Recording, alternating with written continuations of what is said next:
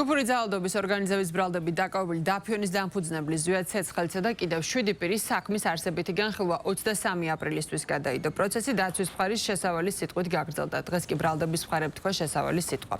მანამდე მხარეებმა საქმეზე დამატებითი მტკიცებულებების დართვის შუამდგომლობა დააყენეს, რაც მოსამართლე თამარ მჭედლიშვილმა დააკმაყოფილა. მათ შორის იყო შუამდგომლობა ერთ-ერთი სამართალდამცველის ალექსი ბიჩოშვილის სასამართლო სამედიცინო ექსპერტიზის წარდგენა და დართვა საქმეზე, რასაც ადვოკატები ეწინააღმდეგებდნენ, თუმცა ეს შუამდგომლობად დაკმაყოფილდა.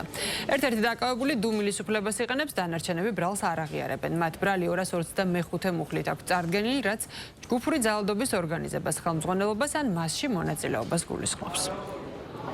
ბრალდების მხარემ 239 მუხლით წარადგინა დღეს დამატებითი მტკიცებულება. ეს მტკიცებულება არის ერთ-ერთი დაზარალებულად ცნობილი პირის სასამართლო სამედიცინო ექსპერტიზის დასკვნა. აღნიშნული მტკიცებულება არ იყო რელევანტური სისხლის სამართლის საქმისთან, რადგან კონკრეტულად არ იკვეთებოდა ამ დაზარალებული პირისთვის ზიანის მიყენებელი პირის ვინაობა. შესაბამისად, იმის გათვალისწინებით, რომ აღნიშნული მტკიცებულება არ იყო რელევანტური, მიგვაჩნია, რომ ეს გადაწყვეტილება არ უნდა მიღებულიყო ამ შინაარსზე. კონკრეტულად ეს დაზიანება ვინ გამოიწვია, ვინ მოახდინა, კონკრეტულად ვერხია კასრაძის მიერ რაიმე ქმედებას მოყვა თუ ასე შემდგომ, აღნიშნული ვერ დგინდება, არ დასტურდება. მიუხედავად იმისა, რომ მაქსიმალური ვადა იქნა აღებული გამოძიებისთვის, იმ ვადის გასვლის შემდგომაც ვერ მოახერხეს პირდაპირ ან რაიმე ერები მტკიცებულება წარედგინათ. აღნიშნული შესავალი სიტყვა მხოლოდ ვარაუდს ეფუძნებოდა და დღემდე არ არსებობს არავითარი პირდაპირ თუ ირიბი მტკიცებულება ბრალდებულის ქმედების დამადასტურებელი. არანაირი ახალი არაფერი არ თქმულა.